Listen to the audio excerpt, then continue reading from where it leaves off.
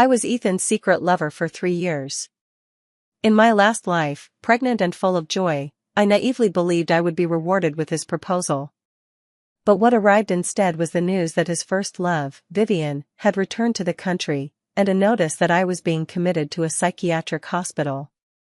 In the end, I was tortured to death, my body and spirit both destroyed. The day I burned to death, Ethan was having a grand confession ceremony 10,000 meters up in the air with his first love, Vivian. Reborn into a second life, I returned to the day I had just found out I was pregnant. Before I could react, a childish voice exploded in my head, "Mommy. Run. That jerk is going to the airport to pick up that bad woman any minute. He'll freeze all your cards and lock you up," sniffling, "I don't want to die with Mommy." I froze all over. The man beside me had just finished an exhilarating bout of exercise, his voice lazy as he asked, "Serena, what are you thinking about?" In my last life, at this very moment I had shyly asked him when he would marry me. But now, what am I thinking? I'm thinking about how to stab you twice. You bastard. Give me back Mommy's life. Don't be afraid, Mommy, I already cracked the password to his hidden black card. It's under the third vase in the second row of his study. Let's grab the money and run, find a handsome young man to be my dad. I listened to the passionate tirade in my head and silently suppressed the hatred in my chest. I looped my arm around Ethan's neck and breathed into his ear like a whispering breeze. "Darling, I was thinking about that seaside villa you said you'd give me. When are you going to transfer it to me?" Ethan's body visibly stiffened, and for the first time he looked at me with a probing gaze. Yes, yes, yes. Take his money. Drain him. Starve him. Leave him hugging that first love while he lives on air. My unlucky son really is cut out for big things. Oh? Ethan narrowed his eyes, the fingers pinching my chin applying a little pressure. Since when did my Serena care only about these outward things? Here it comes. The scumbag's PUA is here. Mommy, don't believe him. He just wants you to feel guilty so you'll willingly be his free maid and plaything. Outward things? Who cares if you have no money, you're worth nothing then. I silently gave my son a thumbs up for getting so worked up he was about to lose his voice. On the outside I forced a wronged expression, my eyes instantly filling with tears. Ethan, I've followed you for 3 years. Besides your money, what else could I want from you? Do you mean to say I wanted you to love me? I looked at him with tears welling up. That sentence hit Ethan's sore spot. His expression darkened, and the warmth that had been in his eyes vanished completely. Serena, remember your place. He coldly shrugged my hand off, got out of bed, and without a hint of embarrassment put his clothes on in front of me. That perfect body, I had been obsessed with it for an entire previous life. Now, looking at it again, it felt unbearably ironic. Mummy, look at him, what a dog. Who does he think he is? If it weren't for you, he'd still be a virgin. Me, thanks, but I didn't need that useless information. Ethan was tidily dressed, restored to that haughty, indifferent demeanor. He pulled a card from his wallet and tossed it onto the bed. I've had people take care of the Seaview Villa, the transfer will be done by tomorrow. There's 5 million on this card, the password is your birthday. Don't spend it all at once. It was the same in the past life. Whenever he upset me, he'd try to placate me with money. And I would always, half reluctantly, half willing, stupidly forgive him, thinking it was his peculiar way of showing affection. Looking back now, it's really laughable. He had simply treated me like a pet that could be placated with money. Thank you, darling. I smiled sweetly, picked up the card, and kissed it in front of him. Ethan's brow furrowed deeper, as if he was uncomfortable with this greedy side of me. Don't kiss the card. Go kiss the vase. Black card. The black card is under the vase. I held back my laugh, slowly climbed out of bed, walked over to him and stood on tiptoe, hooked my arms around his neck, and kissed him before he had time to react. Ethan's body stiffened for a moment. But soon he took the upper hand, deepening the kiss. Just as he was getting passionate, I suddenly pushed him away. Ethan, I just remembered, the blue and white porcelain vase in your study looks a bit tilted. I'll go straighten it. With that, I turned and ran. Mommy, well done. Starve that jerk out. Let him cling to his first love and nibble on air. I dashed into the study, my heart pounding. Second row. Third one. The one that looks most expensive but is actually a fake. I stood on the chair and took down the blue and white porcelain vase, half a person's height. Sure enough, there was a thin card sleeve stuck to the bottom. I slid the black card out, tucked it into my underwear, and then put the vase back in its place. Only after doing all that did I exhale. Just as I stepped out of the study, I ran into Ethan. He was leaning against the doorframe, his gaze heavy as he looked at me, unreadable. Set it up right? Much easier on the eyes now. I replied without changing my expression. He said nothing more and turned into the bathroom. Hearing the water run inside, I immediately went back to the bedroom and locked the door. Mommy, quick, check the password. I uploaded it into your head. A complex string of characters and numbers flooded into my mind. I immediately opened my phone banking app and entered the black card number and the decoded password. When I saw that long, innumerable string of zeros, my hand still couldn't help trembling. Mom, don't shake. Quick, transfer. Move it into our own accounts. Don't leave him a single cent. I took a deep breath and began to operate. So I wouldn't be discovered immediately, I didn't transfer it all at once. Instead, using the dozens of anonymous overseas accounts I'd prepared long ago, I funneled the money out in batches, breaking it into smaller sums. It was delicate work, I was sweating profusely from the effort. Serena, open up. Ethan's voice suddenly sounded outside the door. I startled and my hand trembled, almost pressing the wrong button. Coming. I'm changing. I hurriedly transferred the last sum, deleted all records, and then hid the phone. I opened the door. Ethan had already changed into a robe, his hair still dripping. I'll have the nanny come tomorrow to take care of you. I have to go on a business trip for a few days.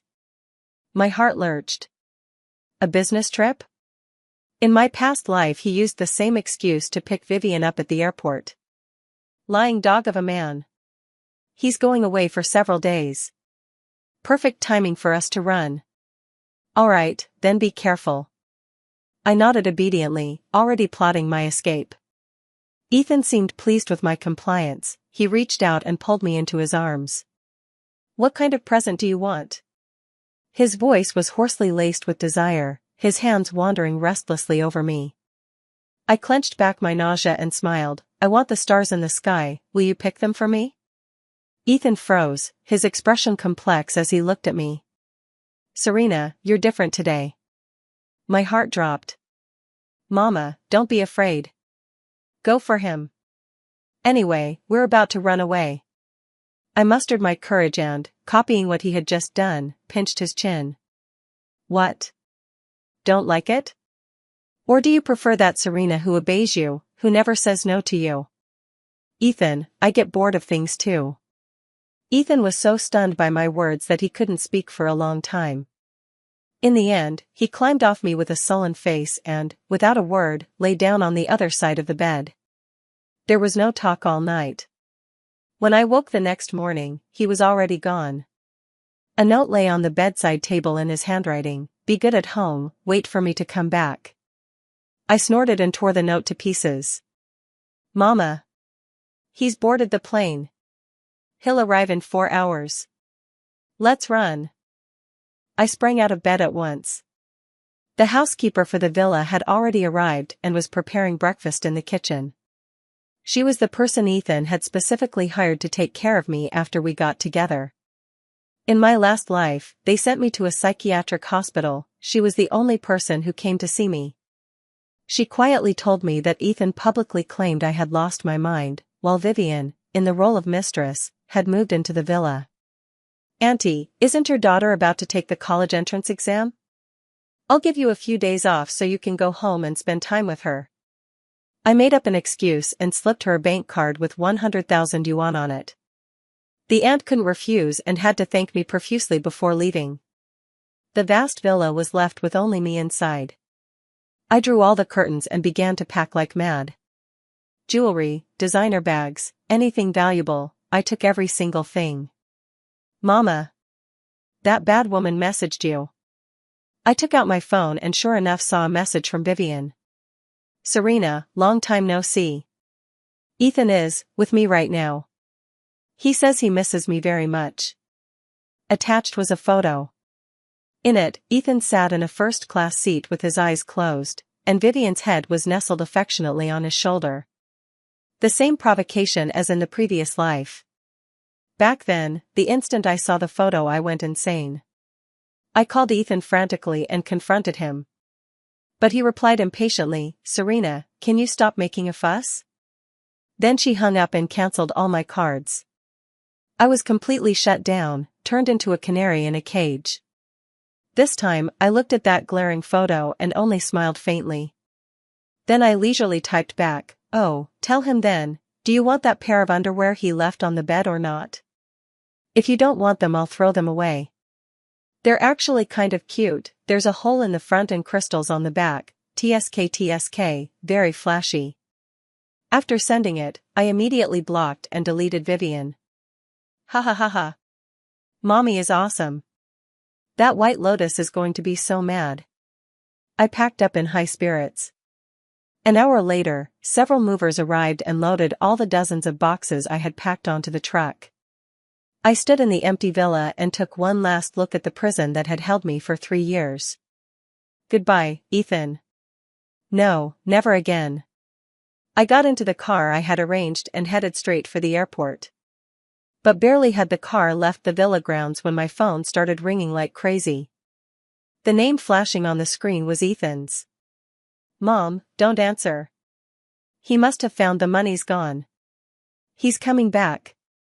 My heart tightened. Without hesitation I hung up and switched the phone off.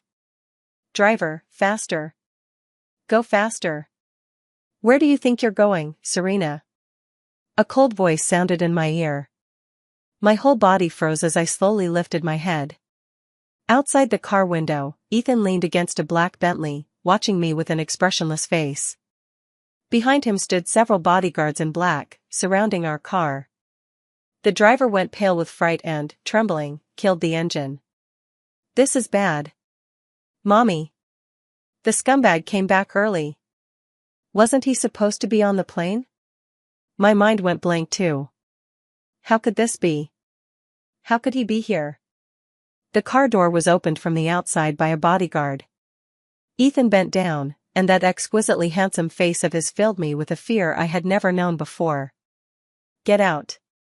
His voice had not a shred of warmth. I gritted my teeth and forced myself to stay calm.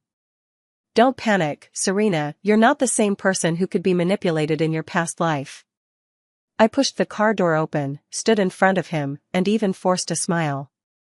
Ethan, didn't you go on a business trip? How come you're back? If I don't come back, how would I know my Serena was planning to run off with the money? He reached into his pocket and pulled something out, waving it in front of my face. It was my phone. My pupils constricted. When did he take it? You left your phone on the bed. He curled his lips, but the smile never reached his eyes. When I turned it on, I saw the bank alerts. 500 million in total. Serena, you sure have an appetite. So that's why. After I pushed him away last night, he said nothing, but while I slept he secretly swapped my phone. I was using his spare phone. And he, holding my phone, had seen everything I'd done. A perfect case of the mantis stalking the cicada, only to be watched by the oriole. Ethan, I had underestimated you. So you were testing me from the start? I asked coldly. It was you who acted strange first. He squeezed my chin with a force that felt as if he might crush the bone. Speak. Why would you do this? Not enough money? Or, do you have someone else? That last sentence was laced with danger. I looked at his face, so close I could almost touch it, and the hatred and fear in my chest twisted together until they threatened to devour me. I couldn't get away. I had lost. No. I haven't lost yet. I still have one biggest chip left. I suddenly laughed, laughing until tears streamed down. I raised a hand, wiped the corner of my eye, then took something out of my bag and slapped it against his chest. Ethan, didn't you want to know why? Because I'm pregnant. I could clearly see the indifference and mockery on his face crack in an instant. In those always unruffled eyes, for the first time there was shock and helplessness. I straightened my back, met his incredulous gaze, and said, "This child is mine. It has nothing to do with you. Now, shall we talk about child support and my emotional damages, Mr. Ethan?" The air seemed to freeze. Ethan stared at the prenatal test report in my hand. "Mommy's awesome. Scared that jerk to death. Let him think you're going to have his baby? Dream on. This is my mommy, all mine." I watched Ethan's expression, as if struck by lightning, and to my surprise much of the fear inside me drained away, replaced by a thrill of revenge. "What did you say?" He finally found his voice, but it was hoarse and rough. "I said I'm pregnant, but the child isn't yours," I repeated, my smile growing even brighter. "So I'm taking some money from you to raise my and someone else's child, not unreasonable, right? Serena." He practically ground the name out through his teeth, the vein at his temple bulged as if he might tear me apart the next second. "Say that again," I said. I hadn't finished when he suddenly clamped my wrist and roughly dragged me toward his car. "Let go of me. Ethan, you madman." I struggled desperately, but my strength was insignificant compared to his. He shoved me into the car, climbed in after me, and then coldly ordered the driver, "Go back to the villa." The car started. He held me captive in his arms, and I couldn't move. "Whose child is it?" He looked down at me, his gaze dark and terrifying. "Guess," I said provocatively, staring back at him. "Is he the college student who brings flowers every day? Or that director who hit on you at the party last time?" "Ethan, mind your own business. You're just my sugar daddy, nothing more. We're long done." "Done?" He sneered, his hand on my waist tightening. "Serena, have you forgotten that your contract is still in my possession? As long as I don't let go, don't even think about leaving me for the rest of your life." My heart sank. Right, I had forgotten. Back then, for the money, I signed a contract that was almost like selling myself. The term of the contract was 10 years. And only 3 have passed. "Mama, don't be afraid. I've already taken care of the contract for you." I hacked into that jerk's company's legal system and added a clause: if the woman becomes pregnant, the contract is automatically terminated and the man must pay the woman 1 billion yuan. I'm such a genius, baby. I almost couldn't help laughing out loud. My son really is my dear little sweetheart. Really? I put away the panic on my face and became brazen again. "Mr. Ethan, I suggest you check the electronic copy of our contract right now. There might be a surprise." Ethan knit his brows tightly, clearly not understanding what I meant. But he still took out his phone and called his assistant. "Send the contract between me and Serena to my email immediately." After hanging up, he stared at me while waiting for the message. Soon his phone vibrated. He opened the email. 1 second, 2 seconds, 3 seconds, his expression shifted from sullen to stunned to livid. That look was even more striking than when he'd seen the pregnancy test earlier. "Serena, what on earth did you do?" "I didn't do anything." I blinked innocently. "It's written in black and white, Mr. Ethan, you'll have to own up to it." Ethan clenched the phone so hard the veins on the back of his hand stood out one by one, as if he might crush the device. The pressure inside the car was suffocating. He's panicking. Ha ha ha. "Pay up, you dog of a man. Stop the car." Ethan suddenly roared. The driver, terrified, slammed on the brakes, the vehicle screeched along the roadside. "Get out," he said to the driver.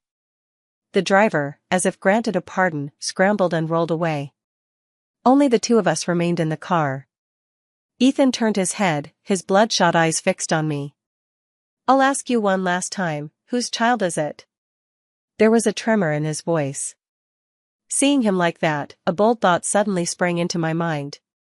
He wouldn't think the child was his, would he? True, I had only just said the child wasn't his and offered no proof. And he and I, just last night. Does it matter whose it is? I said, deliberately ambiguous. Anyway, according to the contract, not only do you have to let me go now, you owe me $1 billion. I can give you money. He took a deep breath, as if making some grave decision. But the child must be aborted.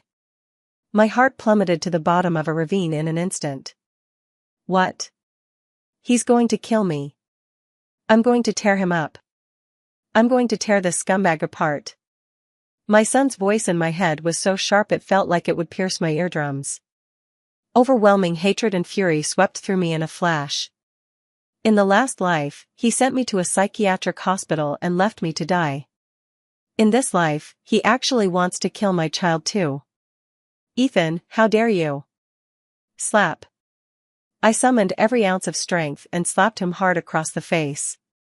The sharp sound echoed in the cramped space. Ethan's head snapped aside, and a clear 5-fingered mark quickly appeared on his handsome face.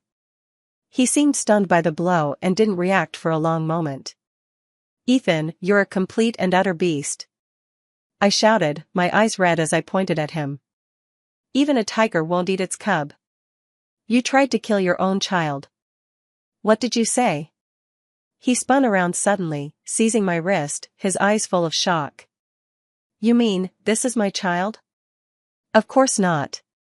I shook his hand off, tears betraying me and spilling down. No matter how useless I, Serena, am, I would never carry your child and run around with another man. After saying that, I refused to look at him and yanked the car door open, intending to get out. But he beat me to it and locked the door. Serena, listen to me. For the first time his voice sounded flustered. I didn't mean that. I just thought. You thought I'm some kind of loose woman, didn't you? I cut him off with a cold laugh. Ethan, in your heart I'm really that despicable, aren't I? He opened his mouth, but not a single word came out. What could he possibly say? In his mind, wasn't I just a toy that could be bought with money, summoned at will and discarded just as easily? Suddenly I felt so tired, utterly exhausted. What was there left to say with someone like that? $1 billion, not a cent less. By tomorrow morning I want to see the money in my account. And let me go. I leaned back against the chair, closed my eyes, and ignored him. The car started again, but this time it headed toward the Central City Hospital. I'll take you to get checked. Ethan's voice sounded much calmer, but still carried an imperious edge that brooked no objections. I didn't resist. Fine, I'll go, after all, the child was undeniably his. Perfect opportunity, let the hospital report slap him in the face one more time. At the hospital, Ethan pulled some strings and arranged the fastest, most comprehensive tests for me. While we waited for the results, we sat in the VIP lounge, mostly silent. His phone rang several times, each time he simply hung up. No need to guess, Vivian was calling. The first love he'd abandoned at the airport was probably furious by now. Thinking of that, my mood lightened considerably. Mommy, that terrible woman is losing it. She's been ranting on posts, hinting that you're the other woman, even saying that a scumbag dumped her for you. It's hilarious, a lot of those scumbags' business rivals have joined in, and now it's trending. I raised an eyebrow and took out my phone. Sure enough, headlines like Shin Corporation CEO's love life, Ethan's first love, and mysterious mistress had gone viral. Vivian posted a photo of herself standing alone at the airport. Her caption read, "What does it feel like to wait for a ship that will never return?" In the comments section, her fans and paid trolls had already slammed the other woman across hundreds of threads. Many people dug up photos of me with Ethan from before and launched all kinds of personal attacks. shameless gold digger. Looks like a fox spirit, clearly not a good person. Please, Goddess Vivian, open your eyes and don't wait for this kind of scum anymore. I looked at those comments with no ripple inside me. In my previous life, I was cyberbullied the same way. Back then I had no way to explain myself and could only hide in the villa and cry.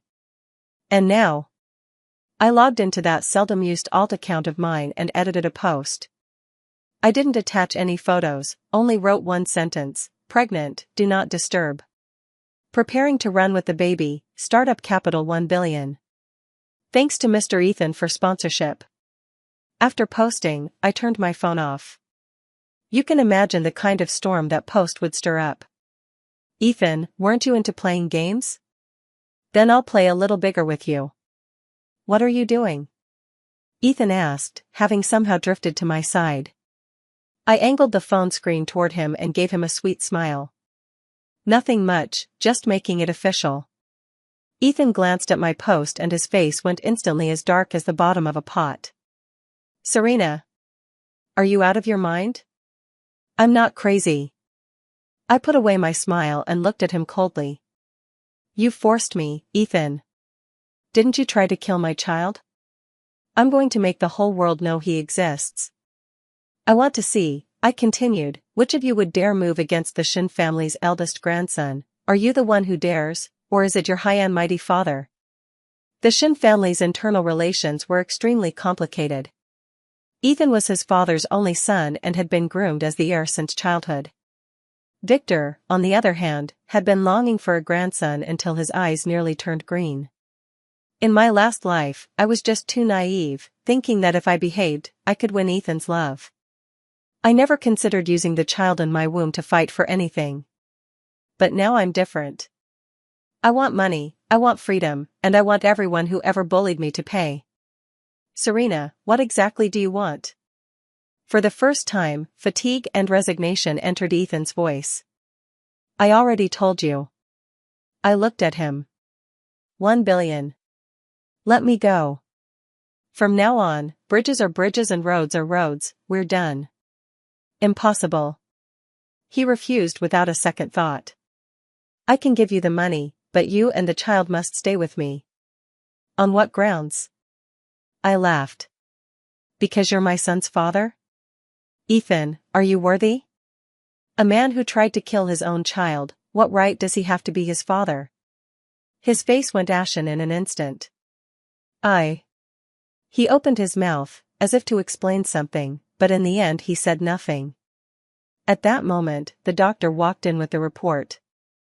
Mr. Ethan, congratulations, Serena is indeed pregnant. She's 7 weeks along and the fetus is very healthy. The doctor handed the report to Ethan. Ethan stared at the ultrasound, his expression extremely complicated. Bah. Hypocrite. He's only interested because my son is useful to him. I watched his performance with cold eyes. Mr. Ethan, shall we discuss compensation now? I didn't want to drag this out any longer. Ethan looked up and glanced at me. Fine. He actually agreed. 1 billion, it will be transferred to your account by tomorrow morning. But I have one condition. What condition? Before the child is born, you must live where I arrange. He paused, then added, I won't restrict your freedom, you can do whatever you want. I just want to make sure you and the baby are safe. Mommy, don't trust him. He's just trying to keep you under control. Then he'll find an opportunity to lock us up. But the place he's suggesting, it actually sounds kind of interesting. Their security system is ridiculously strong, but for me it's a piece of cake. And the scenery is amazing, perfect for resting and keeping the baby safe.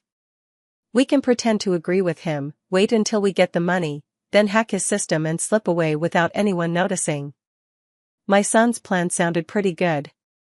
Okay. I nodded. But you must promise me one thing, do not let that woman Vivian appear in front of me. All right. He agreed quickly. After leaving the hospital, Ethan didn't take me back to that villa but went to another property of his halfway up the mountain, Yunding Manor. The security here, just as my son had said, was like a net cast across the sky and earth. From the gate to the main house I counted at least dozens of cameras and infrared sensors along the way. From now on, you'll live here. Ethan led me into the master bedroom. The room was as large as a suite, decorated in a style I liked. Beyond the floor-to-ceiling windows lay the city's nightscape. It's very safe here, no one will come to bother you. As he said this, his eyes never left me, as if he were studying my reaction. I pretended to look pleased and nodded. Not bad. After settling me, Ethan took a call and hurried off. Mommy, he's gone to deal with things online. That wicked woman is still running around causing trouble. I snorted coldly. Vivian's good days are over. Ethan moved quickly. In less than half an hour, every trending post about us had vanished without a trace. Vivian's snide little post was deleted too. In its place, the official Weibo of the Shin Group issued a statement. In the statement, the Shin Group used strong language to warn all media outlets and individuals spreading rumors and troublemaking, and declared that it would pursue legal responsibility. Most crucially, at the end of the statement there was a bland line, regarding Mr. Ethan's private life, please do not overinterpret. Mr. Ethan and Miss Vivian are merely ordinary friends. Ordinary friends. Like a resounding slap, it was hurled hard across Vivian's face. One can imagine how magnificent her expression must be at this moment. Ha ha ha. Serves her right. That wicked woman must be smashing things at home right now. She even tried to buy online trolls to push the trending topic back up, but Ethan's company's PR team ground her down to the dirt. I'm dying laughing. I scrolled through my phone in high spirits, watching the tide of public opinion shift. Many of those who had been insulting me before were now turning around, speculating that I must be some heiress to earn Ethan's fierce protection. Just then, an unfamiliar number called. I answered, and Vivian's sharp, angry voice came through. Serena. You bitch. What the hell did you do? Miss Vivian, watch your language. I leisurely poured myself a glass of water. I'm currently the Shin family's prospective meritorious woman, and the one in my belly is the Shin family's eldest grandson. Keep insulting me and be careful Ethan rips your mouth off. You. Vivian was so angry she couldn't speak. Serena, don't get cocky. The one Ethan loves is me. He's protecting you now only because of that piece of flesh in your belly. Wait until the baby is born, let's see if he even glances at you again. Is that so? I chuckled softly. Then we'll just wait and see.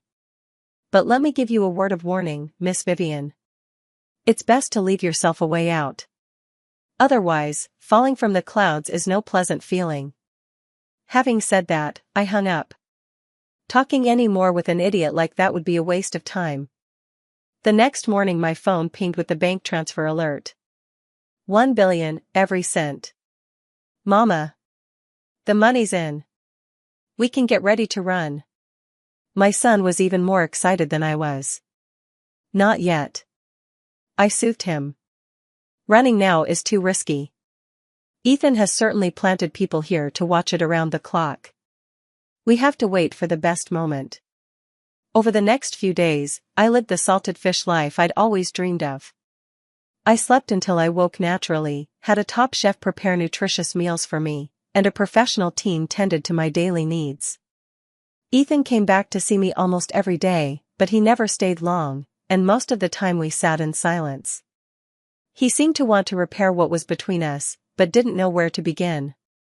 He would awkwardly peel apples for me, buy a stack of parenting books, and then spend whole nights reading in the study. The way he looked at me grew increasingly complicated. Guilt, remorse, and a kind of devotion I couldn't decipher. If this were my previous life, I might have been moved. But now, I only found it laughable. Where was he when it mattered? That day, I was basking in the garden when an unexpected person appeared before me.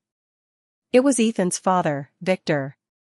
Victor was a middle-aged man who carried an imposing air, his features bore a certain resemblance to Ethan's.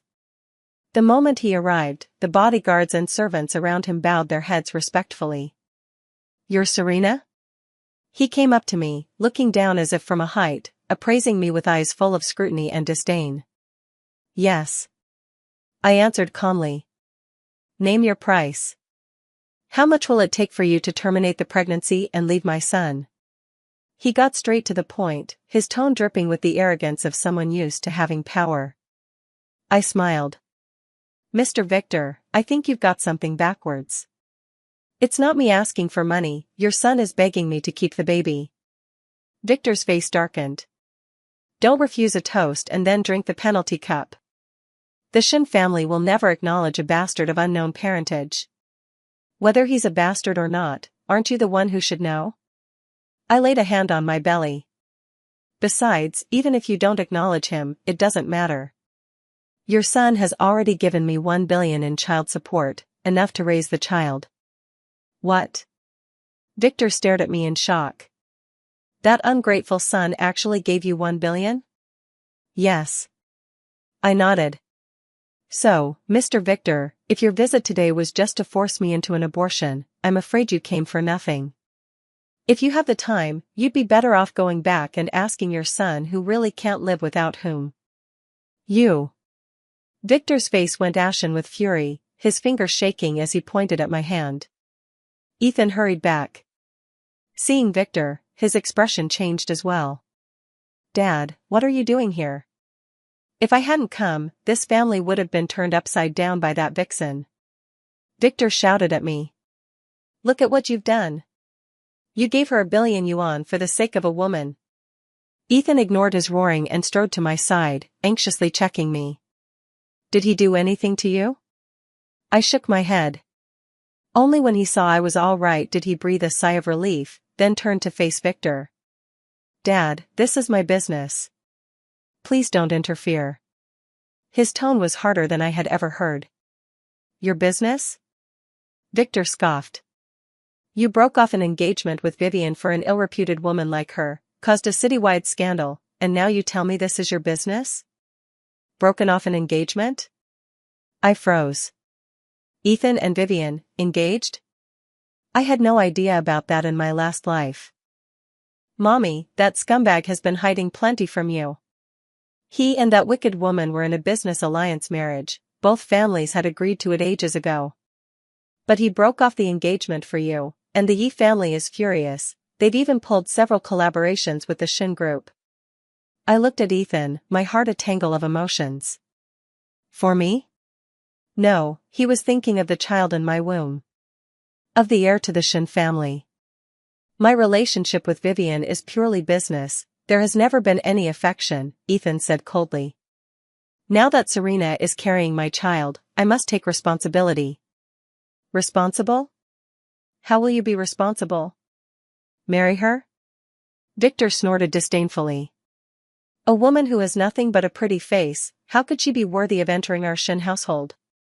Whether she's worthy is not for you to decide, Ethan said with finality. Father, I'm putting this down now. In this life, the only woman who could be my wife is Serena. He finished speaking, took my hand, and, under Victor's stunned gaze, slipped a ring onto my ring finger. Serena, marry me. I stared at the massive diamond on my hand, suddenly dazed. A proposal? What I had begged for in my past life, in this life I had obtained so easily. No way. Mommy. You absolutely can't marry him. If you marry him, how are we supposed to run away? I don't want that jerk to be my dad. My son's shriek snapped me back to reality. Of course, I couldn't marry him. I took the ring off and shoved it back into his hand. Ethan, don't waste your breath. I'm not going to marry you. Ethan's body went rigid, the light in his eyes instantly dimming. Why? No reason, I just don't want to. I looked at him, and then at Victor behind him, who stood there dumbfounded, and suddenly everything felt like a farce. Ethan, Uncle Victor, could you two stop dragging me into your family soap opera? I just want to quietly give birth to my son, take the money, and walk away. I have no interest at all in the Shin family's grand vendettas. After speaking, I turned and walked away, no longer paying them any mind. Back in my room, I immediately began contacting the escape experts I had already lined up. They were a team very famous on the dark web, specializing in helping people vanish. Mommy, I've already sent them the security schematics for Cloud Summit Resort, and I left a few backdoors while I was at it. We'll move in 3 days. I'll create a huge diversion to cover our escape. Okay. The plan was finally about to begin. In those 3 days, Ethan didn't pressure me again. He only came by every day, quietly keeping me company, telling me stories from his childhood, about the hardships of starting his business. He tried to get me to understand him, to accept him. Too bad it was too late. My heart had already died the last lifetime when he himself shoved it into the flames. The night before he ran away, Ethan drank a lot. He held me, whispering in my ear over and over. Serena, don't leave me. I know I was wrong, I really do. Give me one more chance, please? His voice was full of pain and pleading. I kept my eyes closed and stayed still, letting him hold me. Mama, have you softened? My son asked cautiously. Have I softened? I asked myself. No. I was only thinking how, in my last life, if I could have heard him say that, how happy I would have been. Unfortunately, there's no if. It was 3 a.m. when the operation began. Mommy. Go. At my son's command, the entire alarm system at Yending Manor instantly failed.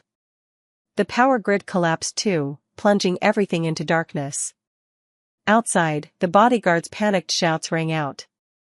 Taking advantage of the chaos, I slipped into the clothes I had prepared long ago and escaped through the secret passage my son had planned for me. Down the mountain, the getaway team's car was already waiting. I climbed in and left the city without looking back. The car sped along the highway. Watching the nightscape blur past the window, I finally let out a long breath. Freedom. My child and I were finally free. At that moment my phone rang. It was a video call request from Ethan. On impulse I tapped to accept. His face appeared on the screen. He stood before a sea of flames, the fire casting his features in a deathly pallor. Behind him was the main building of Cloudtop Manor, being devoured by the blaze. Serena. He smiled, a smile more hideous than tears. Weren't you trying to leave? See, I burned the cage that was keeping you. Now, can you come back? I stared at that mad face on the screen and felt a chill rise from my feet and sweep through every limb and bone. A lunatic. He was a complete, utter lunatic. Ethan, burn that place down all you want, it still won't keep me. I said coldly. Even if you burn the whole world, I will never turn back. Is that so? The smile on his face grew stranger. Then what if? I trade Vivian's life for you? My pupils constricted.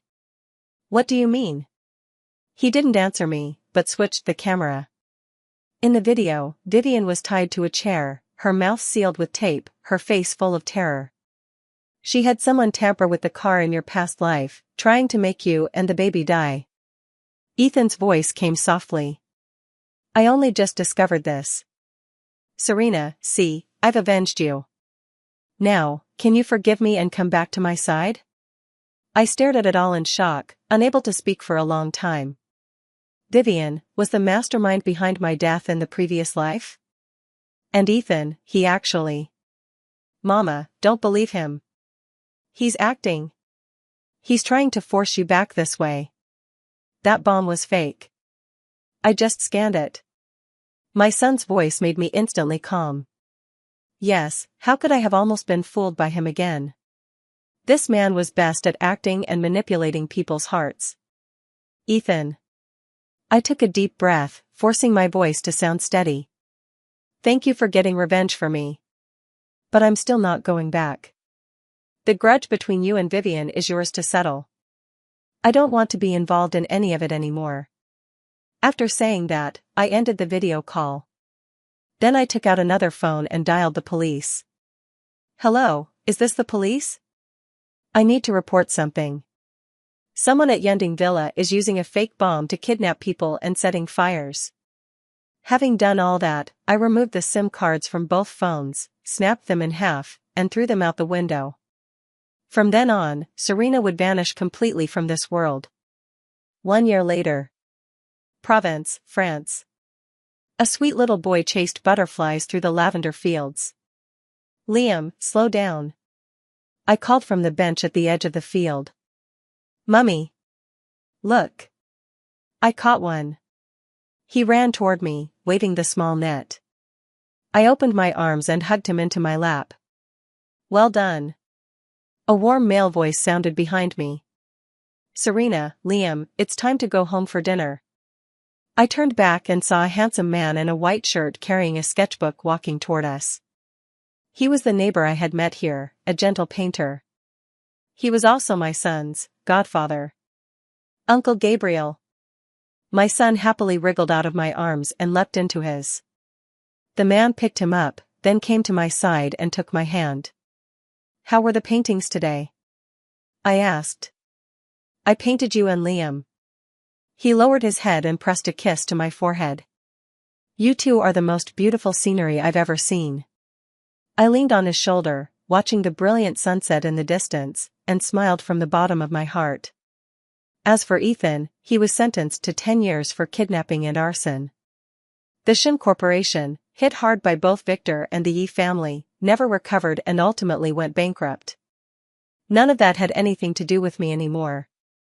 I had my son, a new life, and people who loved me. In this life, I finally became the person I wanted to be. Always remember to love yourself first. This is rebirth, its greatest meaning.